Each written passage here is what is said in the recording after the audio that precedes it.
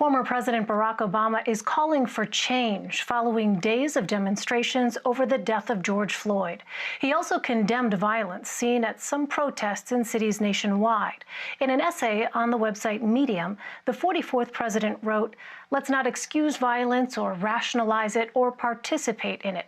If we want our criminal justice system and American society at large to operate on a higher ethical code, then we have to model that code ourselves." Mr. Obama called the majority of protesters peaceful and said they deserve our respect and support. His message stands in stark contrast to President Trump, who has referred to protesters as thugs and continues to blame the country's unrest on the radical group Antifa. Caitlin Huey-Burns and Brittany Shepard join me now. Caitlin is a CBSN political reporter, and Brittany is a national politics reporter for Yahoo News. Welcome to you both. Brittany, let me start with you. This is the second time President Obama has been critical here of what we have seen out of the Trump administration in the past month. And President Obama spoke about a lack of leadership regarding the coronavirus pandemic. Why now? And do you expect to see more of this, particularly leading up to November? Well, as far as why now, there's been a call time and time again, not just from protesters, not just from the Democratic Party, but from a lot of Americans for a sense of leadership and calm, not just during coronavirus, but of course after the killing of George Floyd. And Barack Obama is the most important African-American member of the Democratic Party, the first and only African-American president. He is pretty much the key messenger in order to speak to many Black Americans who are angry, who might be moved to incite violence right now. He's able to say, I know your experience, I've lived your experience, and put it in terms in a way that he can empathize, and the other Democrats, namely Joe Biden, is not able to just because of their race and their experience. And I think you're going to hear Barack Obama get increasingly sharp in his criticisms of Trump. You hear from Democrats there's been an abdication of power at the White House. And when you're running for, election to cede that seat, unified messaging is really important. And we heard from Joe Biden twice today, essentially echo what Obama said in his Medium post, that violence might not be the answer, but the only way to make systemic changes is to vote. And Democrats really need a section of swing voters or to inspire new voters to move the needle. Right now, Biden's only leading by about 5 to 7 points nationally, and even thinner in some states. So there needs to be some kind of call to action, and I believe Obama will be making that call time and time again. So the former vice president met with local leaders in Wilmington, Delaware at Bethel AME Church on Monday. He promised to implement a number of changes if he's elected. Let's go ahead and listen to that. And I will be setting up in the we announced these as we go. In the first 100 days, police oversight board coming out of the United States. What we did in our administration is we set up in the Justice Department the ability for the Civil Rights Division to go in and look at the practices and policies of police departments. That's why we were able to stop and frisk and those reestablish that with more teeth in it. Because we also have to fundamentally change the way in which police are trained.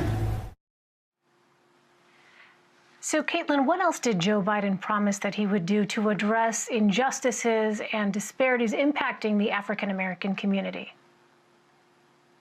Well, this was a significant campaign event for Biden because this is just the third time that we've seen him in public since stay-at-home orders went into effect a couple of months ago. Remember, he's been really relegated to campaigning from his home, trying to figure out ways to connect with voters. And I think today is with this meeting that he had in Wilmington with community leaders, I think was a chance to show a side of him and his campaign that doesn't necessarily translate through virtual and digital mediums.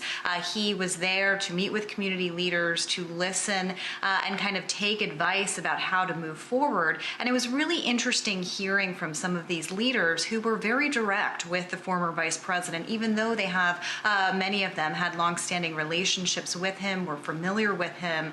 You heard from one state representative saying that even under the Obama administration, steps taken were not fully realized. And he said, look, we're here to love you, but we're also here to push you. And so during the Obama administration in 2014, Obama unveiled a task force to look at these kinds of issues related to police brutality. And so you did hear from people there saying that some of these programs are just not enough, and they haven't actually led to meaningful change.